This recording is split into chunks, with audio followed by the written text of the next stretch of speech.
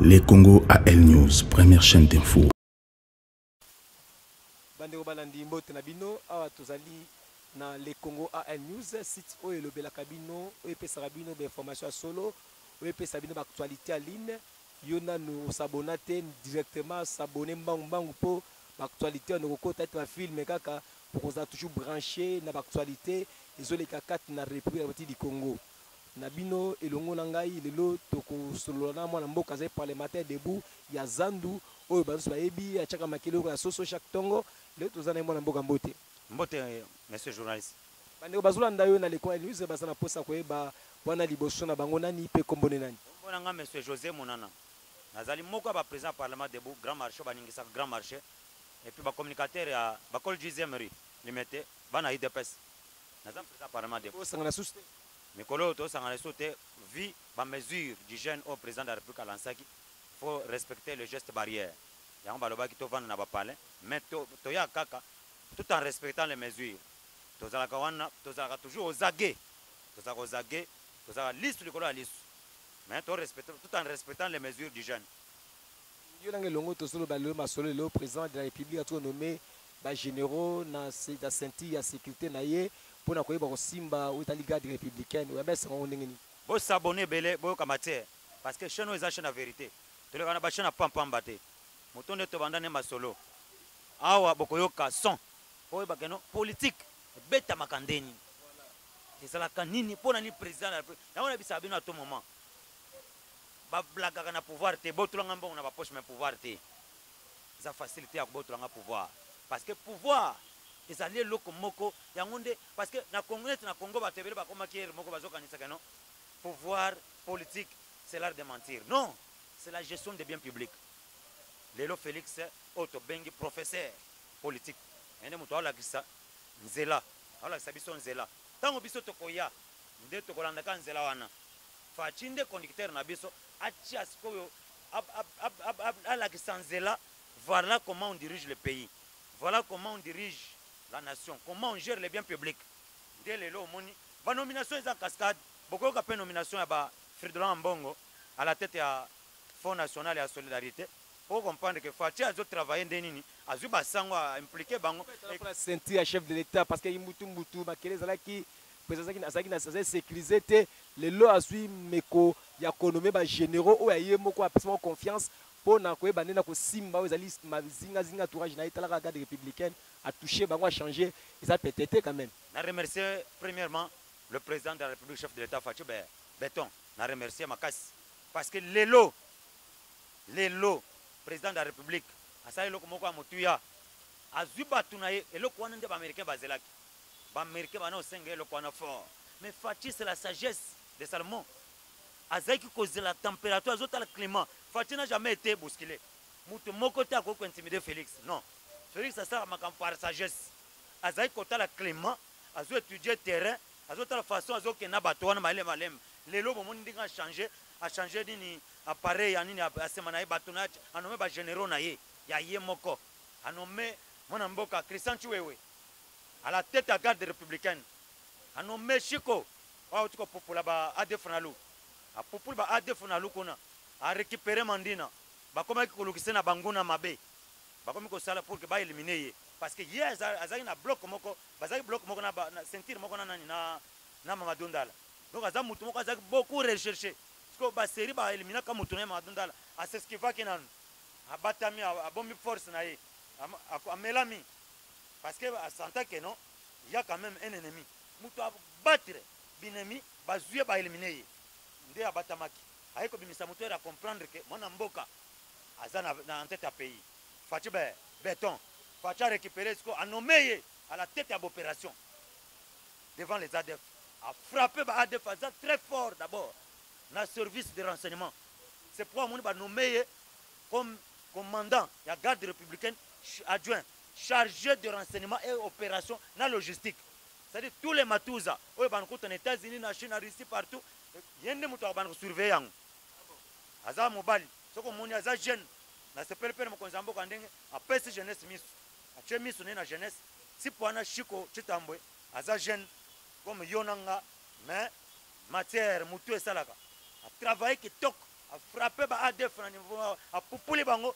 ba ADF quartier ba ADF eza na boka FARDC et a frappé a monique guerre commune à Soka Fachi a rappelé bana mboka baleli balobi mutu wana za lokola Mamadou Ndala oto chaka espoir nde ba bengisi ekoza teta na Kabila nde ezalaki so ba bengisi mutu aza grand commando a frappé victoire eza na maboko na ye ba éliminer été mais Fachi a rappelé pour protéger parce que binemi ba koma kebele ba tie misu bana kati armée pe binemi bazalaki natana kala mais natana lelo bana mboka mutu nonso misu na ye et comme fixé l'intérêt général de la nation ndeti pwana yende mutu aza commandant général adjoint chargé des opérations na kati ya garde républicaine frappe eza blague te wana au poste un peu na facho olinga baje apopuli onani mutu panzani papa eza blague te mutu panzani pembeni fachi blague eza sote na minute parce que acheba oya ye biso ndelo ko tolokaki na minute onde na awa motema na ngai kiti parce que mokonzi na semana yebike chitambo azali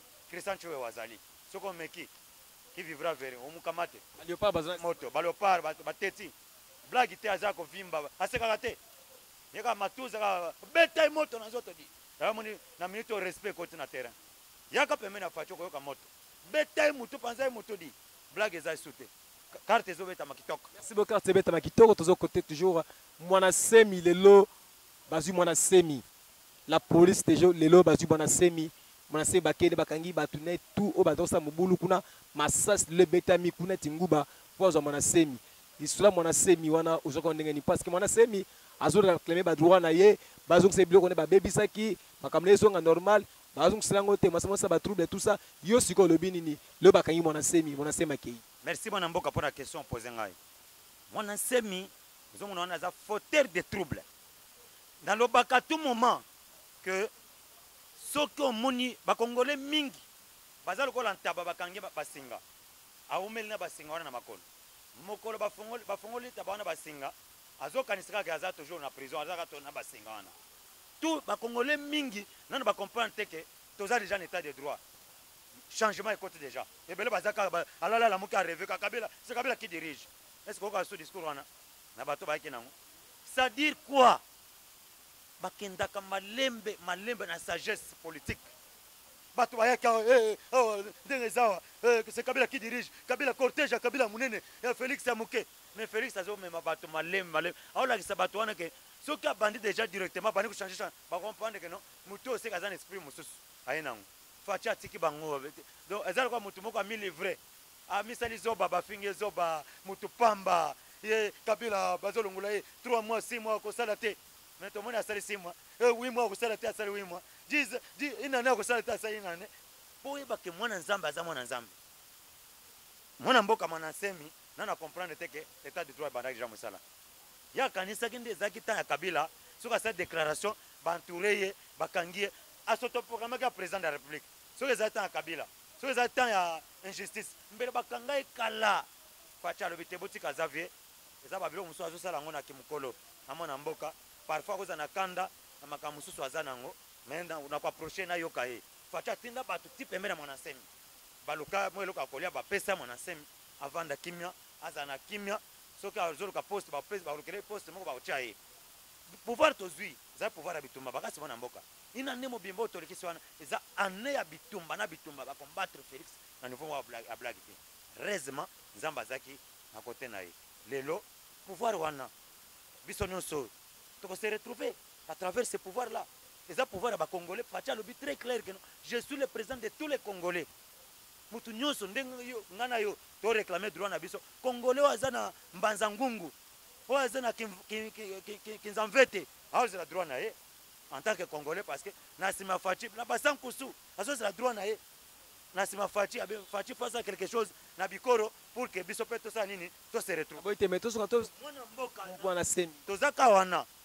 tozaka wana mwana nsemi n'a jamais compris que l'état de droit a déjà commencé sikoyo ye azalaki toujours akanisaki toujours que toza déjà na pouvoir ya kala soki osalika déclaration babengi yo 100 000 $, parce que tant ya Kabila ezalaki soki osala déclaration contre Kabila abengi yo pembeni 100 000 pour que okanga monoko faci aza makambo wana te mbongo nyonso oyo ezokota na mboka c'est pour le trésor public direction nango trésor public pour que servir congolais nyonso era sotoproclame président de la République faci abotika ye est-ce que yo kondima keno yo za président de la république omoni mutu musu s'autoproclamer keno ngai pe na président de la république batiki yo mais facha sala kango atiki en tant que patriote congolais atiki mais lelo to moni ke mwana nsem premier jour ndemo ni Kabila chef de l'état peut-être une série de pas se proclamer après après ngala sera peut prêter serment na résidence ça Etienne Tshisekedi azaki entouré na ba militaire ah asalaka presque il a pas prêté serment comme chef de l'état devant la Bible devait Mwanasem pas. C'est ce que je dis asalaka mais Mwanasem azaki libre bachaki nani na résidence surveillée Etienne a été mis en résidence surveillée pour Etienne Tshisekedi azaki nango eza pour Mwanasem azana ngote ko pesa que Etienne Tshisekedi c'était un héros. C'est lui qui a été soutenu par toute la communauté internationale à s'autoproclamer et puis il était dans ses droits. Etienne Tshisekedi a été élu par le suffrage universel direct par tous les Congolais, avec 90% des Congolais qui l'ont élu. Et puis, même la communauté internationale, la presse, Centre Carter, ce n'est pas n'importe quel centre, ce n'est pas n'importe quel ONG crédible. Centre Carter a reconnu Etienne Tshisekedi, Human Rights Watch a reconnu Etienne Tshisekedi comme étant le président élu. Vous comprenez? Mais Etienne Tshisekedi a s'autoproclamé président de la République. Kabila tient à résidence surveillée. Mais Mwanasem a s'autoproclamé. Félix Atiki a dit que Botika est. Bete Kara. Abete Kara, Tiki. Herba Tiki. Mwanasem a continué. Deuxième tour, Mwanasem a semé des troubles. Abomisa Batuna Kintambo.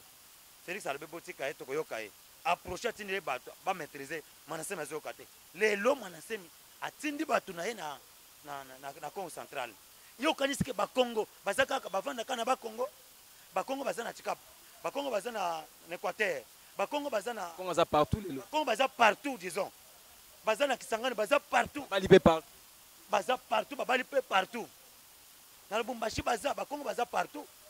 Yo zo semer trouble ozo bakeno. Batuna yo babimisi pona ko semer tribalisme na kati ya mito population bola bana. Batu nyonso bazana bikolo mususu balonga na Bakongo. Mais je veux te dire une chose. Bakongo bazana système monaté. Bakongo bazalaka très bien éduqué. Et puis baïbi savoir vivre. Bakongo. Place Mukongo azali ayo tazoka ngai. Bakongo baza batu esprit wanate. Azoluka ko impliquer bango esprit bana Bakongo bafongola miso parce que eloko bana ko semaine na mitu na bino yango nde banda na ba este ya banini mo ba tribasi ba en tribal ba tribu so ba ko bomana tout ça e ko traba Kongo bina bino bomona boko kabana o bomana parce que bato nyonso ba bikolo muso baza kono na Bakongo babala bandeko na bino bazo aider pe bato yo kanisi ngai na lobaka eloko tribalisme na linga ngote pona nini nana tika ko mona te moto moko soit des millionnaires par exemple Kasayen par exemple Les Congo AL News, première chaîne d'info. yango na mona ka tribalisme ezali eloko moko na tena moko te atako takaboli est-ce que kokokisa bato nyonso pasi ya bato nyonso wana jamais. C'est pourquoi na mona na ebisa bana mboka keno oya ko aider na vie azakaka motekolo na hote motekolo mususu akoya aider na vie ndena lo babo ebele ba aider bango na vie ba aider pe bato mususu na vie baza batabikolo na bango te botika système ya tribalisme tokende tosala uni pemena Félix Tshisekedi le lot Mwanasem ndenge bakene ya première fois na Mwanasem te akene Mwanasem azongi facha bimisie yesu Mwanasem akeli susu parce que ndimi ke fachi ako libesu Mwanasem parce que gosom takay Mwanasem zaki fachi te zaki rais président sortant mais sikoyo gouvernement sikoyo en place en faisant fachi et si Mwanasem na mobulu nae est-ce que Mwanasem ndenge ke wana akozonga susu te ou bien Mwanasem akepa ke makala pour subir ba pena ba conséquences de mobulu sali bakokatela ye parce que justice ezozala mosala problème ya justice ngai na kosimplike te tokoyoka dossier na ye ndenge bakosamba aza na baavocat na ye parce que babomisi deja bato dès que oleki déjà 2 personnes obomi plus de 15 personnes à bout portant bato bano bazobima bandika banini bazobomba bato na kati ya balabala eza déjà infraction mort d'homme donc justice esala mosala parce que namoni état de droit eza kotelema na minute oyo bato ebele oyo nango nayebisa bana mboka tozala discipliné parce que état de droit ezofrappe makasi oyo nyonso na minute oyo eza te ke prison eza so yango mpo bona fatigue aza moto ya mayele depuis akotaki na pouvoir alobi te boréhabilité prison ya makali babandi koréhabilité prison ya makali prison ekotima kitoko batongi mpe eloko moko asika batima moko asika wana ya prison awa ekomi na bavoler en cravate bakomi kokangama qui vivra verra mwana nsemi mpe bauti koarrete pour votre information aza déjà aux arrêts nzela na ye ndako na ye parce que ntango moto aza na pembeni ya bato alingi kovanda na bato te ane ko sa ba crime ko bomaka bato sadi mutu wana za susu na nini na souci ya kovanda pembeni na bato te souci na ye faut vendre pembeni na nini na makala kona azala voisin ya mwana mboka camere vital bakomba voisin na pavillon moko. Mais au moins peut-être mon assez mazo réclamer droit moi peut-être droit nazo réclamer peut-être besoin que c'est posa na été il y a d'autres trouble wana mon assez. On ne réclame pas les droits comme ça mon frère. Il réclame les droits chez qui? Chez qui? Chez le président de la République, j'en passe. Chez les sénateurs, j'en passe. Il réclame ces droits-là chez qui? Balobi a très bien. Dans l'année député, Moko a lobby très clair. Mon ancien était un député élu. Ba émolument a réclamé que pesa que droit na nyonso. Muto a assumé problème na ezaki président de l'Assemblée nationale parce que mon ancien est le député élu. Azoi ba droit na comme les émoluments. Azoi ki ango. Parce que droit na azo réclamé ngo pas na ni susu. Ba mbong nyonso o ezaki lokola droit na en tant que député national baza ko pesa au moins na ye. Azo réclamer droit wana pas nani. Bon, pour réclamer droit, il faut que éliminer bande konaye ba congolais. Ndeko na wafani na ndako na ye, oye na ndika obeti na nzoto akufi. C'est une bonne façon de réclamer droit. Il faut continuer dans les droits, il faut continuer à élever ta voix, on va t'entendre. Une personnalité telle que Manassem a élevé la voix que non, droit n'a pas bafoué. L'état de droit est côté Namboga. Facha kanga pena misu pour que justice kanga misu pour que ba réclamer droit na été. Merci beaucoup Madison Vital Kamé, le Vital Kamé pénera ta prison. Évolution Vital Kamé dossier namoni chenere moulayi ba baso convoquer toujours ba matata pone ba bengisi pe sous Bruno Chibala zenze sous kuna na akino répondre et comme il m'a commencé ba débat déjà Geoffrey Mtisiko azomona na tête tout ça va interpeller payer bino IDPS boso maman ndengeni. En tout cas, merci beaucoup mon frère. Ndeko nanga na peso merci. Atondi botondi pona motona mwana mboka Vital Kamé azali na biso. Biso tokanga Vital Kamé te. Dans un état de droit, Félix Antoine Tshisekedi Alobaki, la justice doit être indépendante. Donc, s'impliquer. Je remercie la justice une fois. Parce que, dans la minute où on a vendu, on se sentir à parler, on est à l'aise. On se fait que vraiment, justice est au Salamosala. Ce que je suis télé, je suis maman nayo. Ce qui est fondé, bakolandela épée à kofuta, à dépenser peu belé pour aïe peut-être aux ondako. Aïe que non, justice vraiment, et ça est banni mosala. Donc, je remercie la justice pour Moussala Sali parce qu'en Afrique, c'est le premier président africain, son excellence Félix Antoine Tshisekedi. Il y a que justice est réclamée du directeur de cabinet naïe. À la justice, c'est le premier président en Afrique. Je remercie mon chef de l'État. Ce n'est pas n'importe qui. Félix est très sage. Et l'autre Félix, il a aussi la sagesse de Dieu. Félix Aya va bousculer. Kangela biso Kabila, Kangela biso Kamere, Kamere 15 millions. Félix Alobe non. Je n'ai pas ces prérogatives d'arrêter une personne. Il y aura la justice indépendante qui doit arrêter tout le monde qui aura comme crime. Voilà un peu aujourd'hui. Félix a salé fort.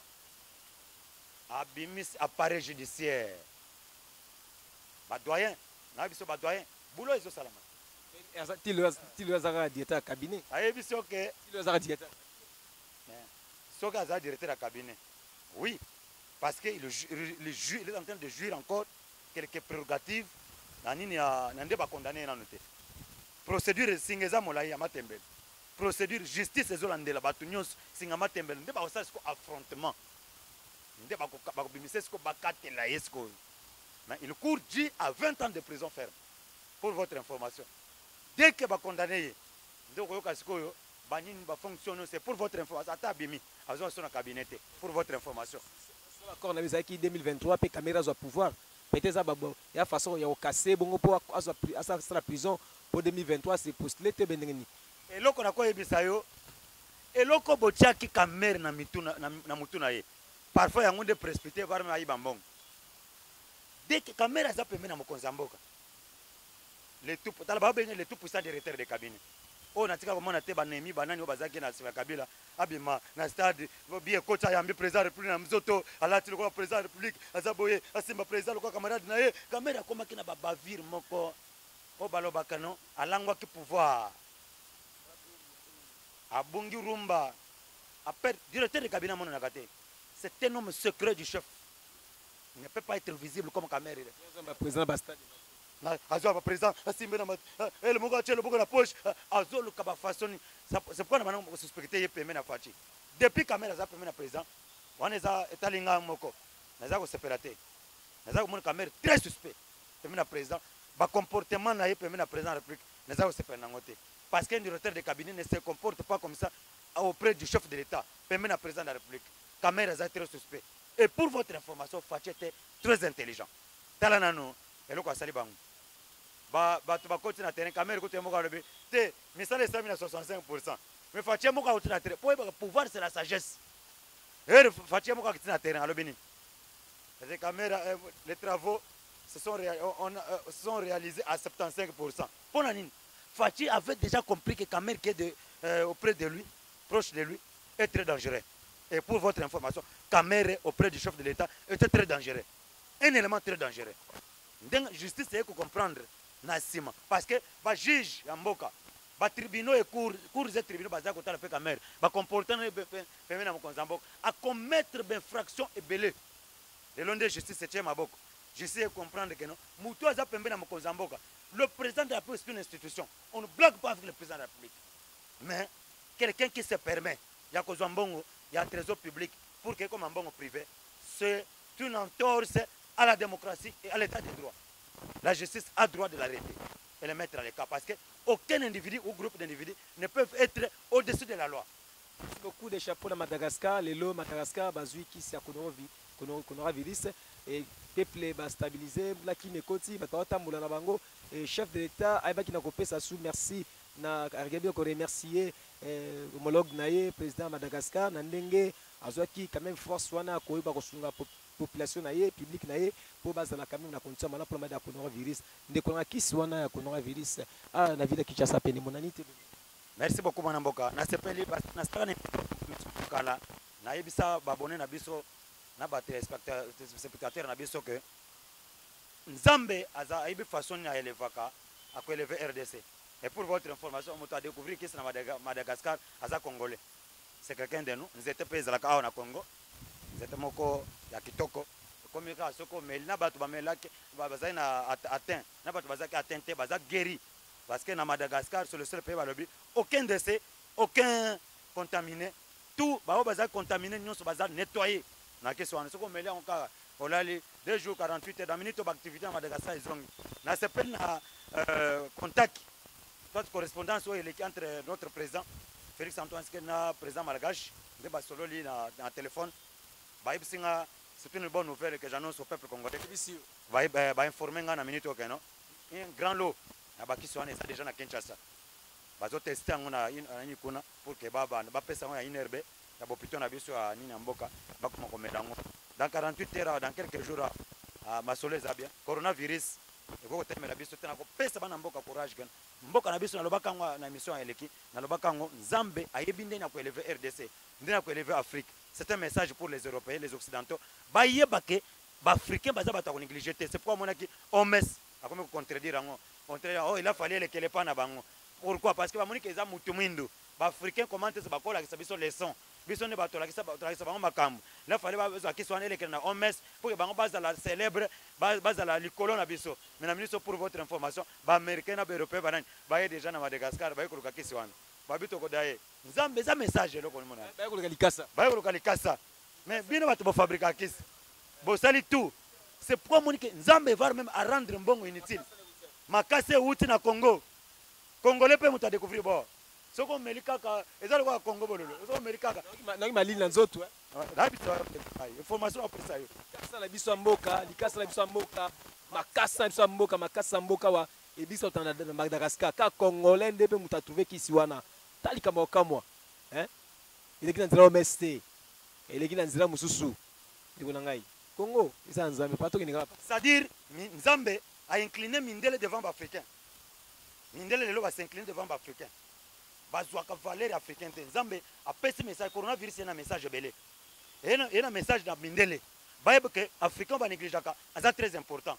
So bazuba africain ba ko na laboratoire na bango expérience na expertise comme likolo makasi ba comprendre yango. Deuxième message ezake mbongo comme inutile pona nini na moni nde ba mobiliser mbongo na Italie ba grande puissance ya bato ba mbongo mais bato bazoko faka ba sombi liwate bato bazoko faka.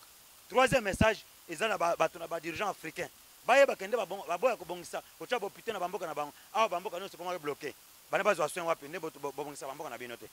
Donc maladie c'est sur le plan spirituel et ko la qui s'appelle mais na message mususu ya keno peuple o baboya ko sambela baye bakeno ezana eloko mususu bambongo iyo lukaka oboy prière ti dimanche okenda koteka okenda koluka mbongo yeba ke moko mususu mbongo wana eko diriger vie na yote mbongo ikozangisa sambelo liwate tala bato bazana bambongo lelo bazokufa liwa malade oyo ezopona ba patron te.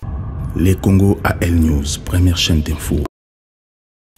Tukompas na suka émission na biso ndekufa to kabwana yo mwana mboka ministre ya économie Akasia ministre ekomi mama ya bana mboke peli biloke mati Thomson oyo tondo liango soki na ba 300 francs ekomi ba 1500 francs mupikute moko ekola masango ezaki na ba 900 francs ekomi na 1800 francs dollar lelo to malibanda tala pe ekomi na combien ekomi na ba suna combien likolo économie ya mboka e mati be bato se trouver te na moment oyo ezani ni ministre Akasia ministre économie ndekola ngai tozaka ta Kinshasa mboka ezana pasi.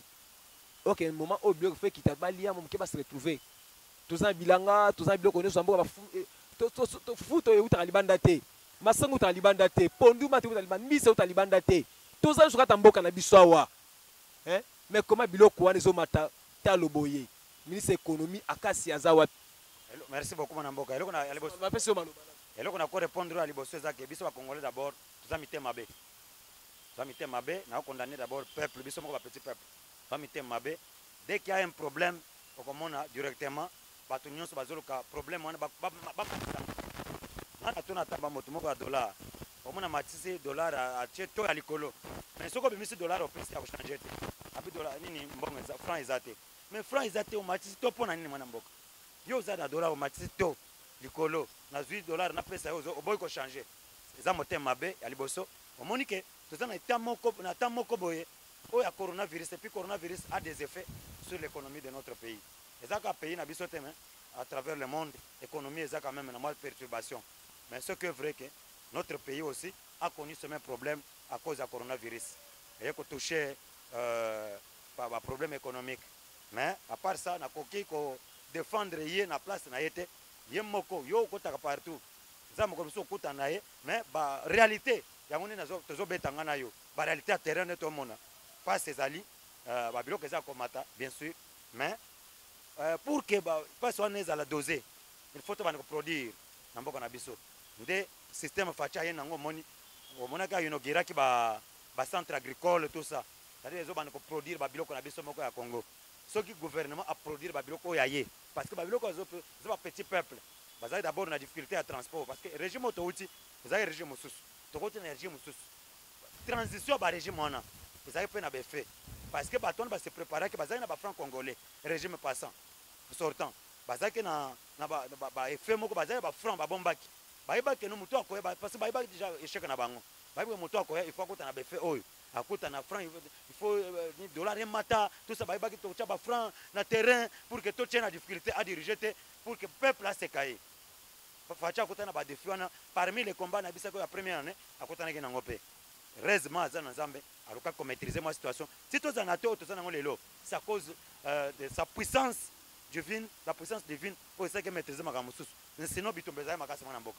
Deuxième chose eloko na webisa yo mais que président de la république alongole ba barrière na banzela mususu na kwangu na kwilu tout ça na Congo central pour que ba barrière les kaki mingi tant bana mboka bazo produire ba biloko muke bazo produire wana na ba Congo na Kwilu partout pour que ba produire Kinshasa na ba barrière ta wazoya pour que aoteka na Kinshasa ba barrière rebelle ba biloko mususu ya kolanda ba poisson otolia ba ota libanda parce que il a fallu président d'après qu'il faut asomba ba bateau de pêche il y a une volonté à ça la ngopé pour votre information avant mandat ya Félix Cécile au komona ba bateau de pêche kota na mai to ba no produire mbisi awa to ba biloko kota pour la c'est-à-dire gouvernement yemoko il faut.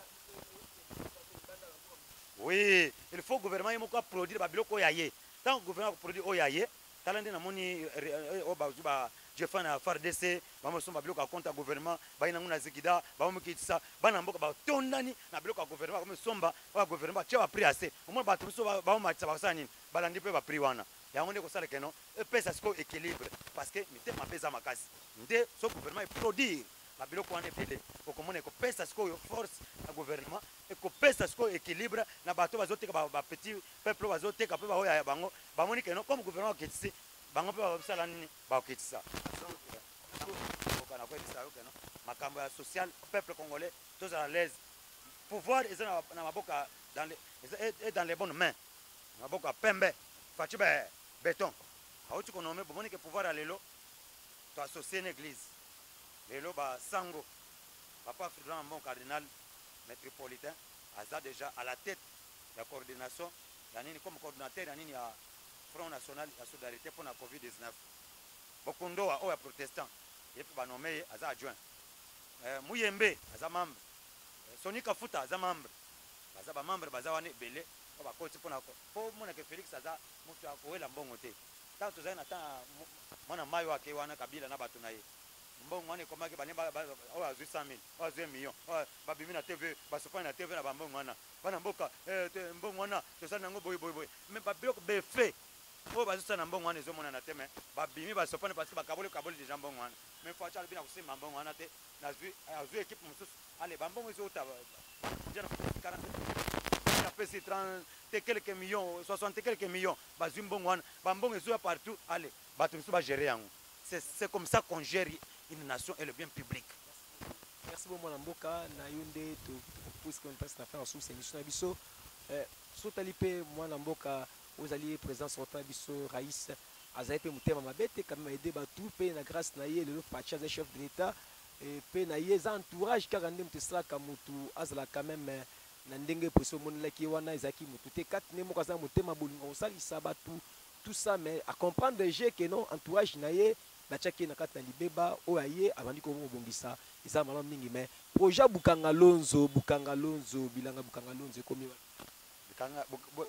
Bukanga Lonzo fele sa population Bukanga Lonzo ekomi osekisina mwana mboka Bukanga Lonzo ezalaki abisote Bukanga Lonzo ezalaki kana uti ko ibisayo awa ezalaki eloko moko club ya bato moko boye lokola ba joueur ba foot ba joueur soit ba mona ki ngo partout le Bukanga loso masango banima ezalaki abisote ezalaki ba sud africain pour votre information Bukanga Lonzo ezalaki ba sud africain ko bato wana bazalaki lokola ba aveugler population ba mon ba la population ngeno tozo sala musala au contraire Kabila a été mal entouré il a été aussi mal entouré mais ce Félix Antoine mais la tête aussi était pourrie parce que quand la tête est pourrie tout le monde, les corps entiers, tout ça, la caisse sera aussi pourrie. Fachi s'impose. Fachi travaille d'abord Yemoko dans le premier mandat. À s'imposer tant à bêti gratuité de l'enseignement. Et c'est Mbaki pour Nani. Est-ce que le gouvernement est là? Non. C'est-à-dire volonté d'abord. N'a pas quelque chose. Bukanga Lonzo ezaya bisote. Babuka babino ndela moni olive lembe, maman olive lembe. Comme aux tomates banine. Ça biloko ba congolais. Va s'approprier nango comme ya bango bamo la kisakeno voilà comme le comme aider congolais au contraire congolais est dans ses droits ya ko bénéficier ba bien na ye ya ce que tozomona maman livre lemba zo ta terrain apesa ba biloko lia ba tomate ba pondu to mona na kitunga pondu na mutazo mema zo ka lesa batu bilanga wana le mo lesa même batu mais Bukanga Lonzo to ya wana bistoke ba biloko o izalo ko la droit ya congolais la zalo ko ba comme ko kabela ye. Mais au contraire, il est dans ses droits que non. Et le quoi va généraliser les Congolais, ils sont tractés, ils sont biloko, ils sont bilangona partout pour que écota, écosa biloko individualité, individu comme kabela bana mboka te. Et l'ingéza la biloko moko boye, et la bien public. Et continue écota na trésor public. Mais le lo biloko wana comme que biloko na bango moko. Bilanga so basala sango pour na mboka. Et comme ya moto privé, ba biloko nyonso comme ya bango. Nyonso alimentation nyonso za na ville à Kinshasa ya bango do ba s'approprier na biloko wana tant que biloko komaki ya individu c'est pourquoi zo mabana ba biloko ba poisson ba soso ba biloko zo mataka pona nini e komaki biloko ya individu privé ça c'est intérêt à peuple congolais mais facha ye na biloko intérêt général biloko mbongo za peuple ba nini ba tient à disposition peuple ba kitisi peuple à s'approprier C'est ce que je peux te répondre là-dessus. Merci Bandeko Balandi. Nande tokomi na suka émission na biso. Aussi ba vérité pas bien sûr azali parlementaire debout oyo apetaka makelele a na limité pe na Winza Zando. Ye bomoni awa magre Nikoli apesi na makonora virus ba bi keno ba pasanga na 5 T 2 3 T M T zala. Ndi ngana pe to mo ba M T toto sama man ba mo nya cheni ye. Moi pema e mo nya bombi mwani na yemo mukeme. Apesi no merci bana poto besoin d'abiso na États-Unis, na France, na Canada.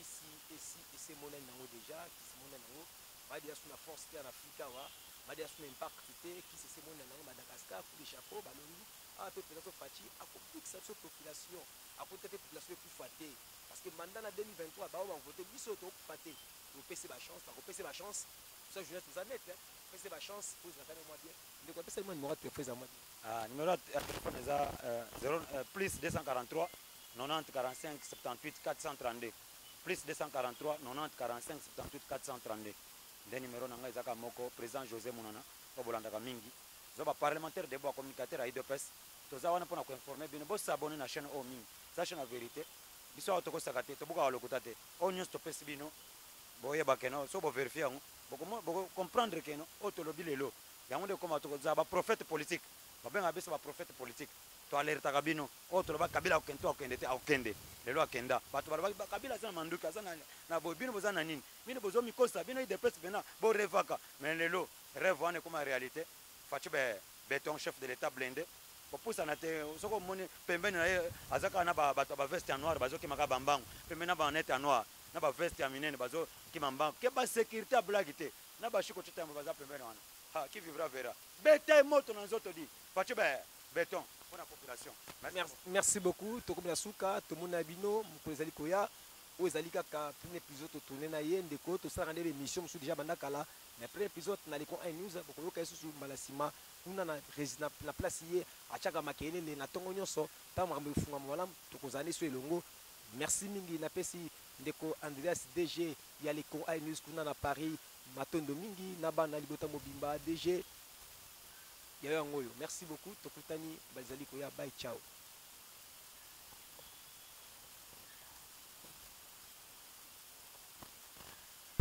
Les Congo AL News, première chaîne d'info.